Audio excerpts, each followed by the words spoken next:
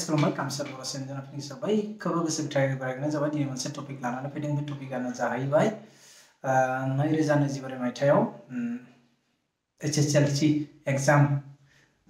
होनायफोरा जाहाथे रिजाल्ट ओंखारबाय फाइनाल रिजाल्ट स' बिसोरनि सोमोन्दै सावरायगोन स' गिबियावनो जायफोरा आंनि चेनेलखौ नायबाय थायो बिथांमोनखौ जोबोद साबायखर थाबाय जायफोरा गोदान फैदों अननानै आंनि चेनेलखौ साबस्क्राइब खालामना लादो आरो खनायाव बेल आइकन दं बेखौबो थुनानै अल खालामना ला जाहाथे नटिफिकेशनफ्रा फैबाय थायो स' डाइरेक्टनो सावरायगोन स' गोबां गोजोनथाव खौरां स' जोंनि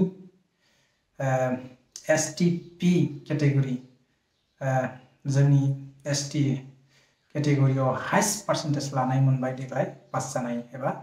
79.1% स' सबसे गोजौसिन माने पास जादों आरोना बांसिन स' बिनि उनाव चिरां आरो बरपेटा आरो बाक्सा बे फार्स्ट सेकेन्ड थार्ड स' बिथांमोनखौबो रोजा रोजा साबायखर बावहरो जाहाथे आंनि चेनेल जानानै स' थार्डआव आं बुंनो थाङो जे बेखौनो जाहाथे आंबो गोबां बिदि माने गाइड होबाय थायोमोन गामियाव गथ'फोरखौ जाहाथे गार्जेनफोरखौ स' बेनि हिसाबाव देग्लाय आं बे फिथाइखौ मोननाय बायदि जाबाय आंनि बेखायनो बिराद गोजोननाय मोन्दों जे जोंनि खन्द'आवबो सानै हिनजावसा गथ' एग्जाम होदोंमोन सासेया फार्स्ट डिभिजन लाबाय मोनसे साबजेक्टआव लेटार आरो सासेया फार्स्ट डिभिजन लानो हायासै सेकेन्ड डिभिजन पास खालामबाय स' गोबां आं गोजोननाय मोन्दों जाहाथे सानैबो पास जाबाय आरो जोंनि खन्द'आव फार्स्ट टाइम लेटार मोननाय जाहाथे जोंनि खन्द'आव आरोना बेलेग नङा जाहाथे बेखायनो गोबां गोजोननाय फोरमायदों आं स' उनावबो बिदिनो नाजाबाय थागोन जोंबो गाइड होनो थाखाय आरो माखासे जायफोरा गार्जेनफोरा एसां गावनि गथ'फोरखौ जोथोन लानायनि थाखाय बिथांमोनखौबो रोजा रोजा साबायखर बावहरबाय उनावबो जाहाथे गावनि गथ' गथायफोरखौ बिदिनो जोथोन लायो स' बेखौनो खावलायो जाहाथे जोंनि बर' लाइमोन एबा गासै लाइमोनफोरखौनो फंबाय बिनानावफोरा जाहाथे जोंनि मोजां मोजां साख्रि लाथों मोजां गुनि गियानि जाथों होननानै जों आनान गसाइनिसिम आरज गाबनाय थाबाय स' बेनोसै देग्लायनि रिजाल्टआ खुब थाबनो होबाय डक्टर आसामनि CM मानगोनां डक्टर हेमन्त बिश्व शर्मा सारा जाबायदि बुंनाय बायदियैनो बे थिग बिदिनो रिजाल्ट होबाय आरो बिथांमोनखौ रोजा रोजा साबायखर थाबाय आरो बेनोसै जोंनि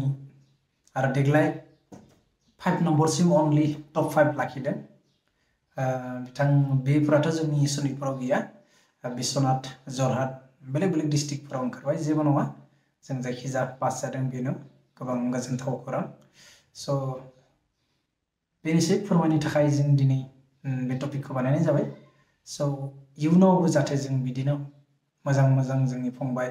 बिनानावफोरखौ जाहाथे पार्सेन्टेज लानो हायो आरो सुबिदा होनो हायो